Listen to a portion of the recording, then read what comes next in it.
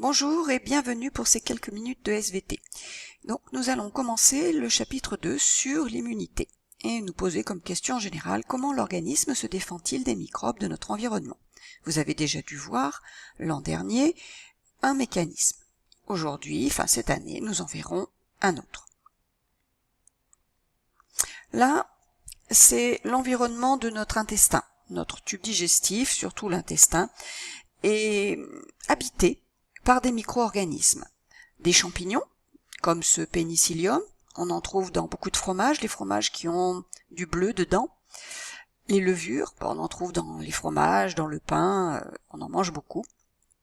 D'autres micro-organismes que j'ai illustrés ici, on n'a pas de paramécine dans notre intestin. Et on a aussi des virus. Voilà pour les micro-organismes. Vous avez dû voir l'an dernier que les microbes ou micro-organismes se découpent en deux parties, deux populations, les bons et les mauvais. Les bons, c'est ceux qu'on a dans notre intestin, donc dans le microbiote. Ceux-là, ils nous permettent une bonne digestion, un équilibre général positif. Les mauvais, ma foi, il faut les éviter. Puisque, si on ne les évite pas, c'est une infection. Deux façons, s'en protéger ou les détruire. Ça, c'est ce que vous avez vu l'an dernier. Les microbes, donc le titre, les microbes, nos amis et nos ennemis. Autre élément de révision, l'élimination de l'antigène que vous avez vu l'an dernier. Alors, la première chose, on a des cellules dans notre sang qui sont chargées de patrouiller et de détecter les étrangers, tout ce qui est corps étranger. Les corps étrangers, les éléments qui ne nous appartiennent pas, on appelle ça des antigènes. Je le redirai tout à l'heure. Donc là, vous avez un globule blanc avec son noyau bizarroïde, et puis plein de petites vésicules, ça fait des espèces de petites sphères avec dedans des molécules chimiques qui sont des enzymes.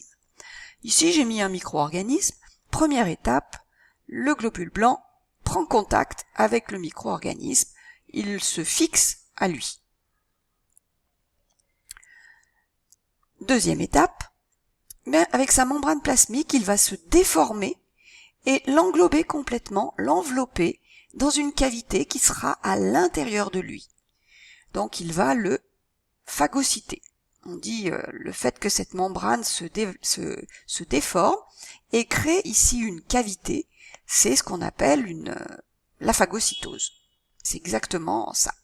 Alors, une fois que le micro-organisme est dans sa cavité, les petites vésicules remplies d'enzymes vont venir fusionner et déverser leurs enzymes sur l'étranger, le corps étranger, et complètement le digérer, le réduire en miettes, en morceaux de molécules ou molécules. Et bien sûr, ces morceaux de molécules vont être rejetés ensuite, ou utilisés par le globule blanc pour sa propre utilisation. Donc là, on parle de digestion. Donc voilà les trois étapes principales de la phagocytose, et le globule blanc en question, on l'appelle un phagocyte, puisqu'il est capable de phagocyter.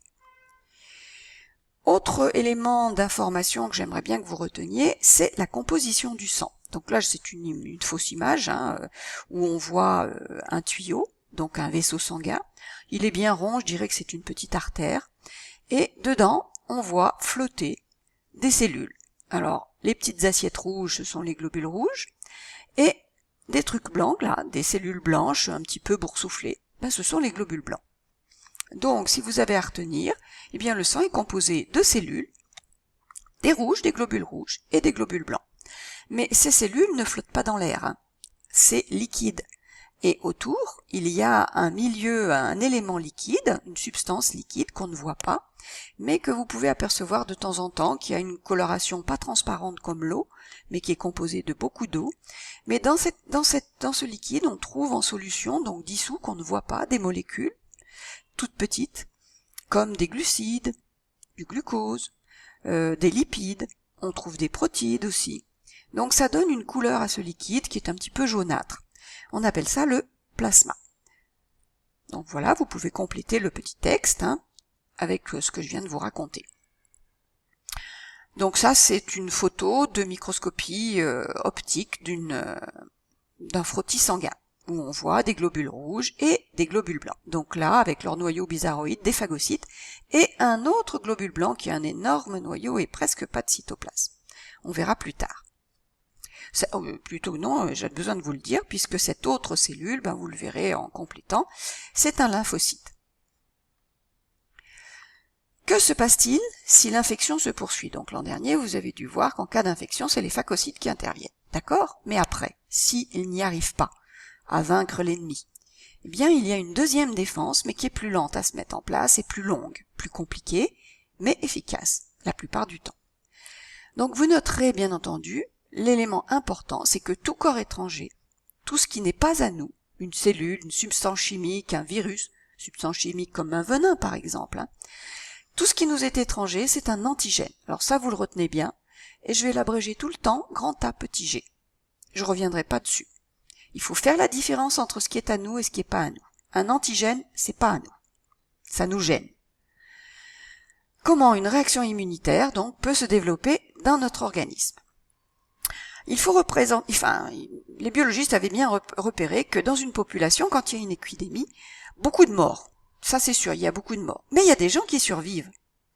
Et Emil von Behring s'est demandé justement pourquoi. Et il a voulu travailler là-dessus. Donc vous, votre mission, ça va être de trouver ce qui protège.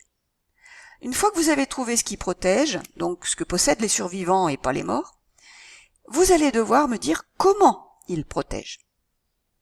Donc je veux savoir quoi et comment. Et à chacune des étapes qui vont suivre, vous essayerez de toujours définir qui est l'antigène. Donc tout d'abord, on va exploiter l'expérience d'Emil von Behring. Je ne vais pas le faire, c'est vous qui allez le faire. Je l'ai simplement divisé en 2 temps pour plus de compréhension. Donc il a travaillé sur le tétanos et la diphtérie. Donc là, vous avez un mouton qui est atteint de diphtérie, mais qui n'est pas mort. Il a survécu. Voilà ce qui se passe. Donc le sérum, c'est un petit peu comme le plasma, à une molécule près. Donc c'est vraiment pratiquement du plasma. Là, il a utilisé aussi des cobayes. À vous de partir et de rédiger dans le petit carré qui est à côté, le petit rectangle qui est à côté, ce que vous voyez, partez du résultat, ce que vous savez sur l'expérience, et ce que vous en déduisez. Même chose pour cette deuxième étape dans l'expérience, ce que vous voyez, ce que vous avez fait ou ce que M. von Behring a fait, donc la condition expérimentale intéressante, et ce qu'il a pu en déduire. Voilà, je vous laisse travailler. Bon courage, à la prochaine fois. Au revoir.